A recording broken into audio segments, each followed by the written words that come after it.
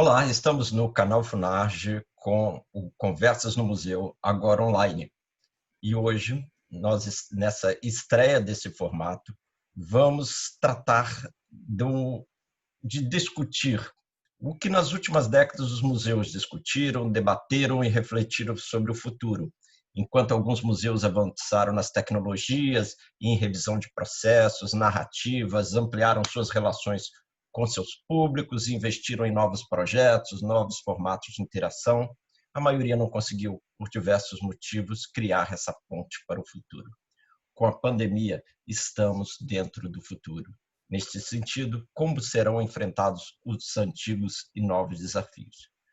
Por isso, nós convidamos o professor Dr. Paulo César Garcia Marins, do Museu Paulista da Universidade de São Paulo, do Programa de Pós-Graduação Interunidades em Museologia e do Programa de Pós-Graduação em Arquitetura e Urbanismo da FAO-USP. Então, Paulo, nós agradecemos essa oportunidade de ter você aqui conosco no canal Funarge, no projeto Conversas no Museu. Você seja muito bem-vindo e temos uma pauta interessante para falar sobre os museus. Muito obrigado pela sua presença.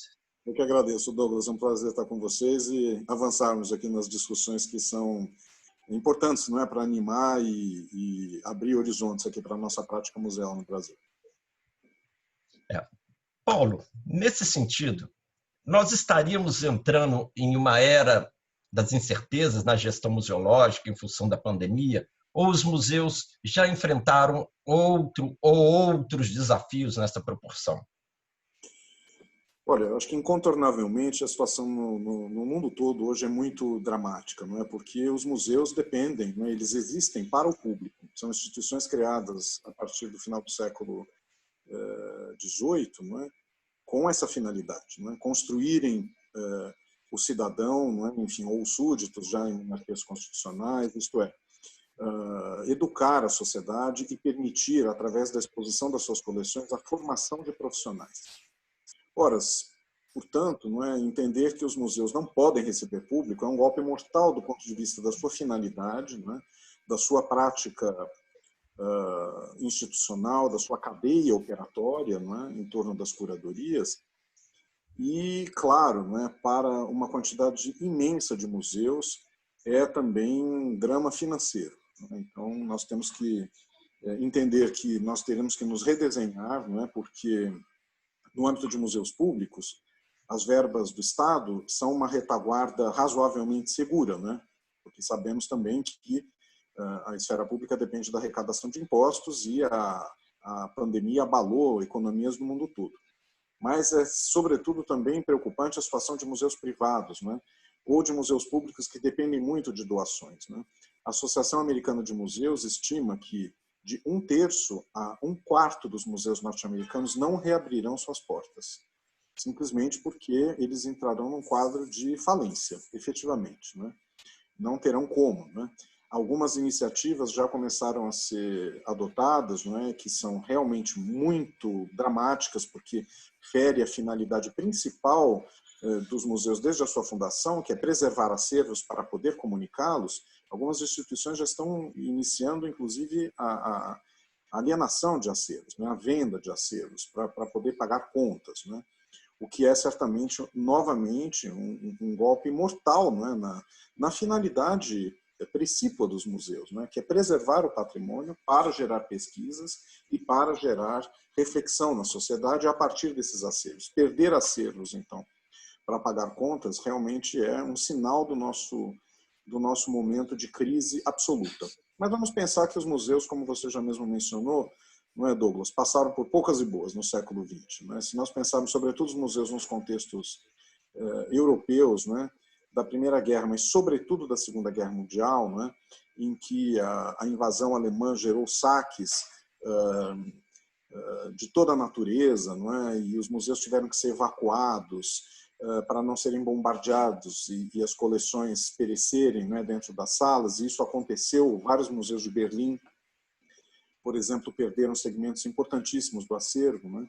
Outras obras foram extraviadas para nunca mais serem localizadas.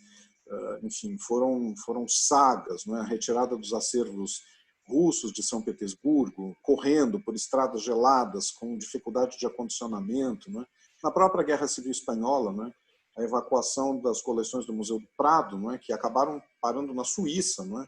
Para que elas não pudessem ser bombardeadas, enfim. Os museus já são, para usar um termo, né, da moda da nossa época, os museus são resilientes, né? Ou seja, eles têm essa finalidade de preservação dos acervos, acaba gerando uma preservação da própria instituição também. Mas é claro que o momento é extremamente delicado e nós temos que, entendo eu, não é, alargar realmente as formas de comunicação dos museus, não é? Muitos deles deram uma ênfase muito grande às redes sociais e à própria disponibilização de informação em bancos, não é? Ou em plataformas públicas, o que certamente mantém o vínculo, não é? E torna a vida das pessoas também mais agradável, não é? No isolamento, enfim, os museus se tornaram muito empenhados, não é? Em contextos diversos, da Europa, dos Estados Unidos, da América do Sul e do próprio Brasil, né? O Instagram, enfim, as redes de uma maneira geral, né, foi uma surpresa, né, para muita gente, para mim foi, não é, que sou profissional de museu há tantos anos, o quanto essa virada foi rápida, foi com grande qualidade, né, eu acho que é exemplos excelentes, com pouco orçamento, inclusive, e, enfim, né, essa função social dos museus, né, que é tão perseguida, né, desde os anos 70, nas declarações internacionais, ela realmente se mantém, não é? Os museus devem se manter como fóruns de discussão da sociedade, devem se manter como fóruns de discussão de si mesmos, não é? Para se adaptar. Nós não sabemos, Douglas, o que será o futuro, não é? Uma segunda onda se mostra já, não é, com alguma consistência na Europa. Nós estamos diante de um vírus, não é? Então, entendo eu aqui, no âmbito da minha formação de ciências humanas, não é?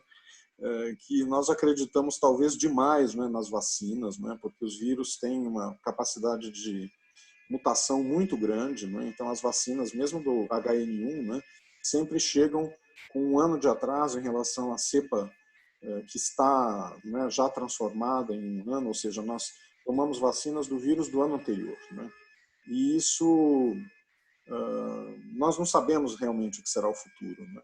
Esse vírus pode ainda trazer muitos dissabores e acho que nós precisamos realmente nos preparar, né, para que os museus mantenham a sua inserção na sociedade, né? Eles cumprem um papel fundamental, né, para informar, para fomentar a reflexão, para preservar, né, as memórias da sociedade e, claro, né, para também, o que não é de se desprezar, Douglas, para aliviar a nossa vida, né?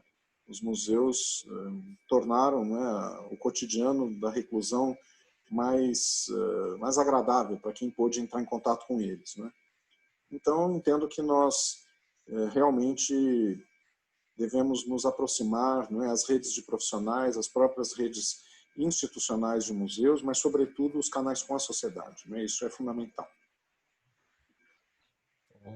Paulo, eu acho até que houve alguns avanços nessa ponte para o futuro de algumas resistências em disponibilizar seus acervos das instituições e todas estão encontrando alguma forma. Ao mesmo tempo, a pandemia chegou no momento que é um fato em vários setores da sociedade, que é tentar discutir qual o papel dos museus em face dos ativismos e seus impactos na formação e aquisição dos acervos. E, nesse sentido, temos observado diversos posicionamentos. E aí, como evitar casuísmos, precipitações nas trajetórias de preservação museal?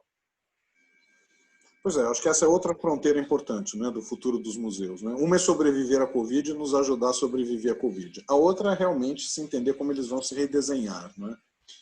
E acho que existe um debate muito grande, né, em função, sobretudo, da perspectiva de decolonização dos museus, né, que é uma vaga, né, que está a todo vapor, né, em museus da Europa Ocidental, sobretudo, e mais ainda nos Estados Unidos, né, chegando aqui também no Brasil, no sentido de, claro, não é, entender e rever o papel dos museus como um lugar de poder, não é? é inescapável, não é, que nós tenhamos em conta que os museus são lugares de exclusão. Né? Na medida em que eles incluíam acervos, eles excluíam muitos outros, né? Muitos mais, inclusive. Então, desde o século XVIII, né, desde o final do século XVIII, quando os museus públicos começam a se constituir, nós, claro, né, temos essa fragilidade, né, no sentido de entendermos os museus dentro de uma perspectiva alargada, né, que diga respeito a segmentos amplos da sociedade. Né? Os museus nascem para fortalecer discursos identitários muito rígidos, muito eurocêntricos. Os museus são uma criação da Europa, né? E esse tipo de instituição tem uma trajetória complicada. Né? Na Europa, hoje, sobretudo, uma das grandes questões é a questão da expoliação, né?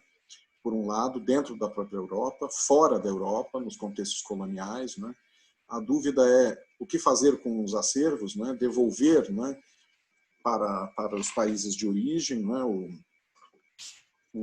Há cerca de 4 anos atrás, né? Foi feito um relatório, um rapport na França, né? Importante, para discussão, não é? Indicando metas, não é? Para que a República Francesa devolvesse, não é? Em etapas acervos, sobretudo para a África subsaariana, e isso nem de longe começou a ser implantado, não é? Há muitas resistências, inclusive porque uma parte das populações francesas são oriundas desses países, né? Então, é também uma questão que se coloca, cabe às populações afrodescendentes francesas não terem nada sobre os seus países de origem. Né?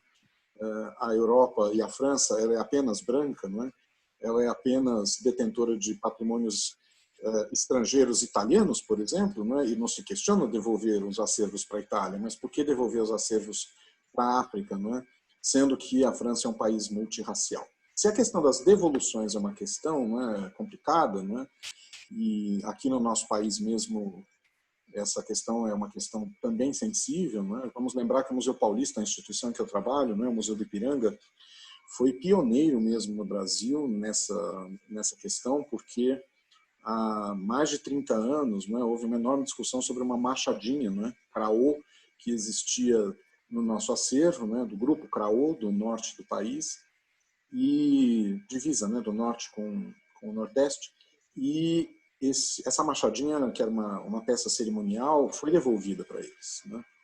Ou seja, nós mesmos aqui no Brasil temos essas práticas, digamos, imperiais um pouco, não é? Entre aquilo que é uma hegemonia, digamos, de Belém, do Rio e de São Paulo sobre os outros contextos. Portanto, a questão da devolução é sempre uma questão delicada. Outra é a questão das aquisições, né? Ou seja, como, afinal de contas, ampliar os acervos.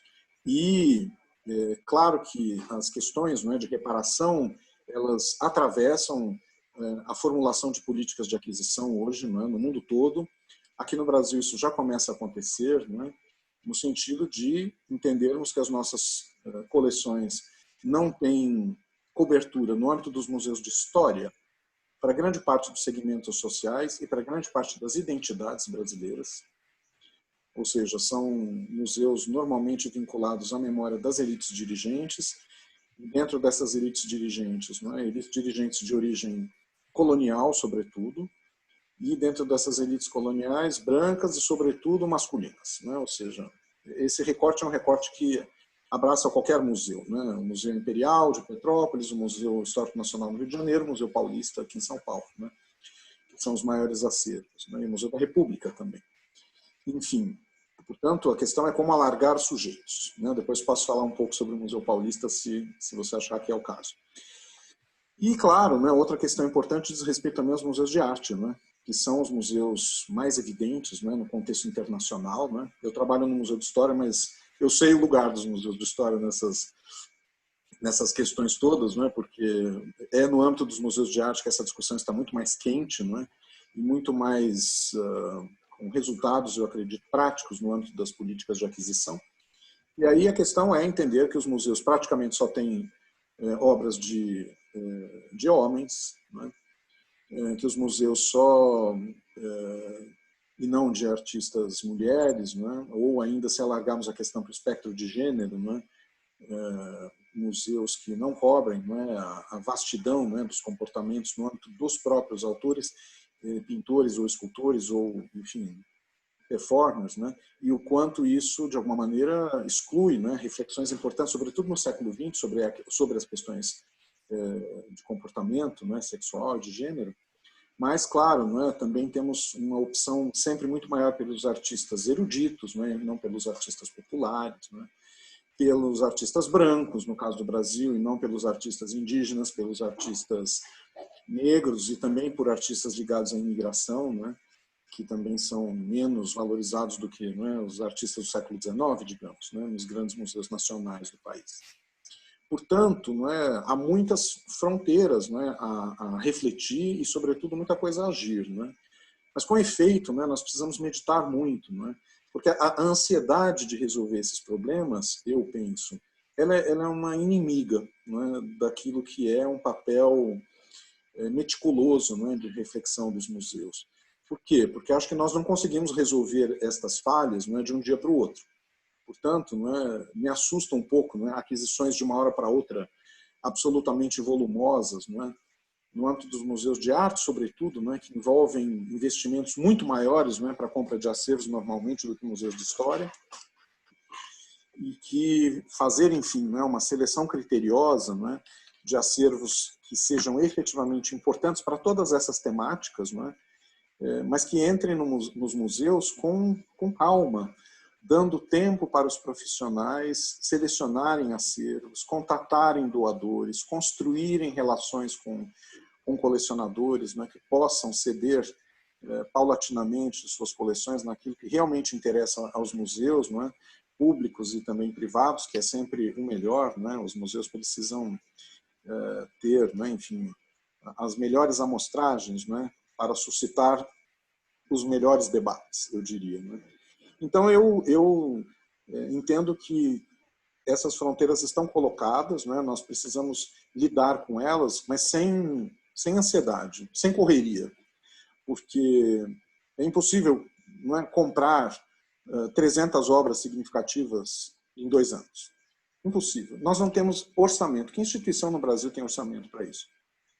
A Getty talvez tivesse em Los Angeles orçamentos para fazer compras dessa natureza. O Metropolitan já não sei, né, porque está aí com a corda no pescoço também por conta das ousadias aí de anos atrás, né?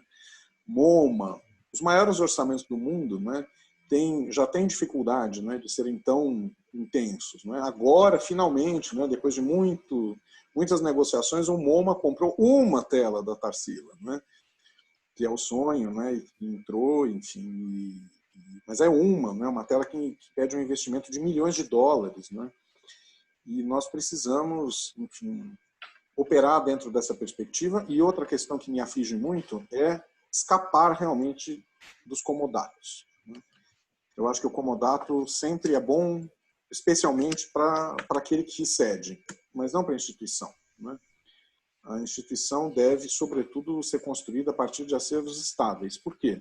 Porque manter coleções, manter acervos, é algo que pede muito investimento, público, inclusive, né? Por meio de recursos da administração direta, se são museus públicos, ou mesmo administração indireta, né? Como é o caso do Museu Paulista, que é uma autarquia, mas no caso dos museus privados que trabalham com lei de incentivo, o que é, de novo, dinheiro público. Né? Os patrocinadores assinam os acordos, mas é o dinheiro do imposto, da renúncia fiscal, né? Que sustenta tudo isso. Então, entendo que a gente deve rever, né? As revisões estão postas, os nossos museus precisam democratizar os nossos acervos. O Museu Paulista tem feito esse esforço, né? Desde das premissas estabelecidas pela gestão do professor Upiano Bezerra de Menezes, né? No início da década de 90, e nós caminhamos muito nesse sentido, né? No âmbito daquilo que é peculiar ao Museu de História, mas, enfim, caminhamos também devagar. Né? É um trabalho que em 30 anos já tem resultados consistentes, né, e eles estão sendo ampliados, né, sempre, né, há vários exemplos interessantes disso, mas eu entendo que nós precisamos planejar, né, precisamos ter cautela, né, para que essa entrada seja uma entrada madura. Né. Paulo, muito boa essa sua observação. Inclusive, nós estamos no país passando por um caso de um comodato importante que, nesses anos todos, exigiu investimentos públicos de alto valor para manter em condições adequadas, conservação, e nem sempre o público tem noção de quanto se investe, equipes, serviços, para se manter esses acervos, até então, sobre a tutela do Estado. Então, acho que isso é fundamental. Muitos museus foram criados também sem acervos, que é uma outra questão. É uma preocupação, acho que deve fazer parte do planejamento dos gestores de museus, o entendimento de longo prazo, e também esta questão de casuísmo, precipitações das aquisições dos acervos. Até mesmo em questão de gênero no Brasil, de uma produção desconhecida ainda do público e sujeita a muitas falsificações quando o assunto está em pauta. Nós podemos observar, nós estamos na FUNARGE preparando uma exposição de mulheres artistas do acervo. Entretanto, é repleto de lacunas. Dentre essas lacunas, nós temos um plano de ação para reverter essas falhas. Mas estamos trabalhando e tomando todos os cuidados para afirmar ao público, responder ao público que nós temos lacuna, e aí seguir em frente num processo de construção de política de aquisição de acervos. Agora, como nós estamos falando de acervos, eu gostaria de saber de você como repensar os acervos de museus universais frente aos movimentos decoloniais que você falou anteriormente. Pois é, né? Nós temos que inclusive entender, não é, Douglas, qual que é o nosso lugar nessa discussão, né, do Brasil, né? Porque, enfim, nós somos alvo, não é, de uma prática colonizadora, não é, sabemos, não é, e é dessa prática colonizadora que acervos nossos, não é, foram parar na Europa, não é? São muitas instituições que têm acervos importantes nossos, né, que foram produzidos por comunidades indígenas, né, que moravam no Brasil, né, no século desde o século XVI. Né? Se pensarmos que os mantos tupinambá, né, que existem, né, estão todos fora do Brasil, e se não estivessem lá, vamos lá, talvez não existissem, né, porque com efeito nós não guardamos nenhum, né? Mas, portanto, há que se reconhecer um papel de salvaguarda que a Europa realizou, né, de algo que os índios não tinham interesse em salvaguardar. Né? Ou seja, para os índios, um manto tupinambá é um manto que deve ser usado até o momento que ele se tornar inútil e ele vai descartado. Não é? A Europa que tem essa obsessão, né, pelo objeto, né, portador de significado em si, né, que vai, né, ganhar hipérbole, né, da noção de fetiche no século XIX, vai atravessar o século XX, chega no século XXI. Mas, enfim, o fato é, né, que grande parte das memórias possíveis, né, dos nossos povos formadores, né, como diz a Constituição, estão fora daqui. Né? Então, o Brasil é um lugar que passou por essa experiência. Né? O Quai Branly, né, o grande museu de antropologia e etnologia de Paris, tem coleções nossas, né, nossas não deles, né, mas que dizem respeito a populações no Brasil, né, como é o caso da coleção do Claude Lévi-Strauss, né, que pertence ao Quai Branly, Viena, não é, Berlim, são muitos lugares. Né? Portanto, acho que nós precisamos compreender que esses museus dificilmente cederão acervos. Né? Essa é uma discussão que dentro da Europa se arrasta há quase um século, não é? Sobretudo se tomarmos o caso dos mármores Elgin, não é? Isto é, os frisos, não é? Internos e algumas esculturas externas do Parthenon, e que foram retiradas, né, por Lord Elgin, estão no Museu Britânico, e a Grécia pede isso. Desde que eu me conheço por gente, eu ouvia Melina Mercury pedindo os mármores Elgin de volta. Né? O Parthenon fez um museu para abrigar esses frisos, né, como uma condição para que isso pudesse ser devolvido, a Inglaterra não devolveu e a Inglaterra não devolverá, né? E essas questões atravessam, enfim, contextos maiores, não é? Existe um debate enorme hoje, não é? Por exemplo, e que é um debate que vale a pena, não é? Os brasileiros se interarem, inclusive, que é o caso do saque, né? Da cidade do Benin, não é? Que não se confunde com o país Benin hoje, não é? Essa cidade do Benin era uma cidade real que ficava na Nigéria, não é? E ela foi saqueada por tropas britânicas, porque aquela sede de poder resistia, não é, à colonização da atual Nigéria, e as peças de bronze, não é, que são extremamente importantes do ponto de vista da técnica e das soluções artísticas, não é, para aqueles grupos da costa do Benin e do Golfo da Nigéria, foram levados para a Europa e lá divididos para diversos museus no mundo, não é? Outra questão, certamente, são as coletas, não é, que foram feitas, ou as compras, inclusive, não é, que foram feitas a partir do estabelecimento de um mercado de interesse, não é, europeu, por exemplo, por máscaras africanas. Não é. Pesquisadores já detectaram, não é, isso, que havia já uma produção significativa de máscaras para exportação para a Europa, já na década de 20 e 30. Não é. E isso se estendeu e se estende até hoje. Né? Grande parte das máscaras que estão no mercado nunca foram usadas cerimonialmente. Elas são feitas para nós comprarmos. Nós não, aqui no Brasil, embora a gente compre também. Né? Mas, sobretudo, a Europa, os Estados Unidos comprarem isso. Desde o cubismo, né? As máscaras africanas são itens de especial interesse. E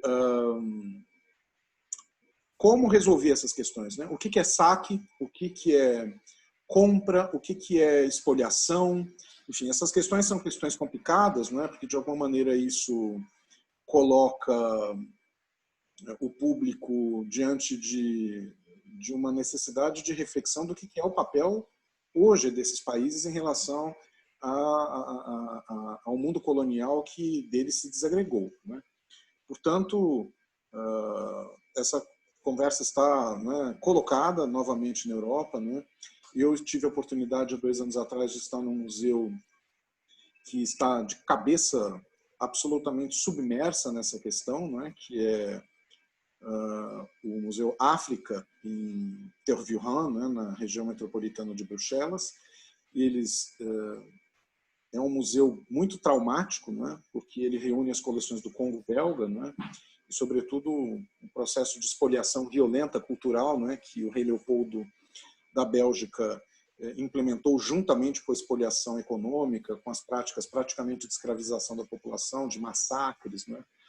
A colonização belga é uma das mais cruentas, né, da África. E, enfim, nós temos uma possibilidade hoje, né, de entender como é que o museu reagiu a essas questões. Né? Eles criaram uma nova entrada para que a antiga entrada em que as esculturas que homenageavam a Europa enormes e as africanas menores, não é, de bronze todas, não fossem mais o espaço de entrada do museu, não é, que é uma entrada muito racista, digamos assim, mas eles mantiveram essa entrada.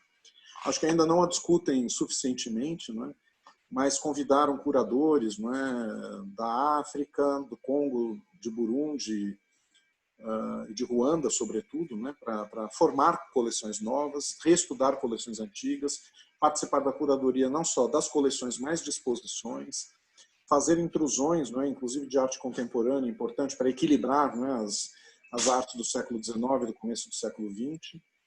E, enfim, está posta a discussão. Aqui no Brasil, somos, diria, né, isso é importante a gente lembrar, nós somos alvo, mas também temos a nossa parcela. Né? Por quê? Porque Rio, São Paulo e Belém são polos coloniais, né, em relação ao resto do país. Né? Ou seja, os museus etnológicos, né, que se concentram nessas cidades, né, o Museu Nacional da Quinta da Boa Vista, né, que teve, lastimavelmente, quase todo o seu acervo perdido, etnológico, né, e arqueológico. Mas o Museu de Arqueologia e Etnologia da USP e o Museu Guild, né, concentram, juntamente com alguns outros, né, na Bahia, em Santa Catarina também, em Goiás, acervos importantes, mas que não dizem respeito às suas territorialidades, né, dizem respeito ao Brasil. Né. Portanto, como como participar desta gestão, não é, de coleções em São Paulo, no Rio ou em Belém, que diz respeito ao Amazonas, por exemplo. Como é que nós vamos fazer isso? As coleções voltam, ou as coleções voltam temporalmente, ou totalmente, ou o horizonte possível agora vai ser da virtualização, né, e o acesso, sobretudo, que se deve dar generalizado à existência dessas coleções a partir de bancos, né, de acervos que esses museus também não têm ainda disponível para o público, né. Devolver coleções é também devolver responsabilidades com relação à conservação, né? Portanto, no caso das devoluções, é importantíssimo fortalecer as iniciativas que pedem essas devoluções para que elas consigam montar instituições que tenham respaldo financeiro, né? Porque nas próprias capitais sabemos que o respaldo financeiro é muito frágil. Veja o Museu Nacional, que aconteceu, né? E o que aconteceu foi certamente falta de investimento.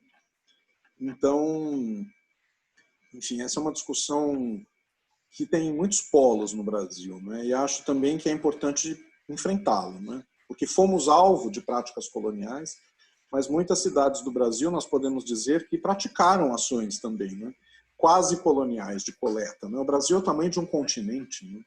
E, portanto, nós precisamos também colocar a história dessas instituições em perspectiva, não é? Sobretudo, entendo eu, fortalecendo a responsabilidade, né, dos detentores dessas coleções em dividir o acesso a elas, que pode ser um acesso por meio de devolução, por meio de circulação, por meio... Aqui em São Paulo a gente tem uma experiência interessante, Douglas, nesse sentido, né? A professora Marília Cury, do Museu de Arqueologia e Etnologia, fez uma exposição muito interessante, né, que está ainda montada no museu, com 3 grupos indígenas paulistas, né? Sim, porque nós temos índios em São Paulo, ok, Douglas? Vocês acham que não, mas a gente ainda tem grupos aqui, são demarcados e tudo, né? É uma longa discussão, né, Paulo? Enorme. E aí ela trouxe essas pessoas para fazer a curadoria dessa exposição e dessas coleções.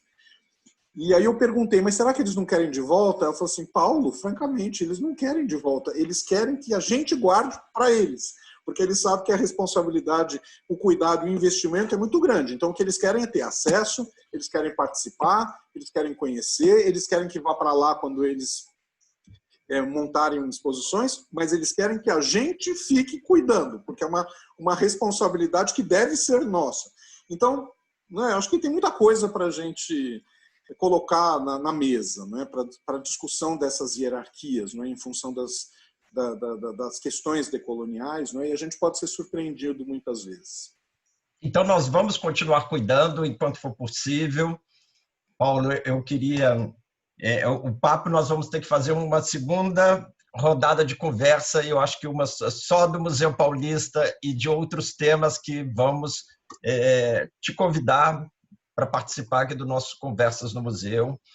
Nosso tempo está terminando e acho que teríamos umas 10 edições, mas acho que já colocamos o assunto em pauta para pensarmos no futuro desses museus, que nós já estamos nele. Claro, e eu queria te agradecer a sua participação e, em breve, queremos você aqui de volta na série Conversas no Museu. Muito obrigado, Douglas. Queria agradecer também o convite e a possibilidade de estar com vocês no Rio de Janeiro, que é um estado importantíssimo para mim. Estudei Rio de Janeiro na minha tese de doutorado, fiz uma parte da minha formação no Rio, então é sempre delicioso estar com vocês, ainda que seja virtualmente. É isso aí. Paulo, muito obrigado pela sua participação e volte sempre. Muito obrigado. Até logo. Até logo.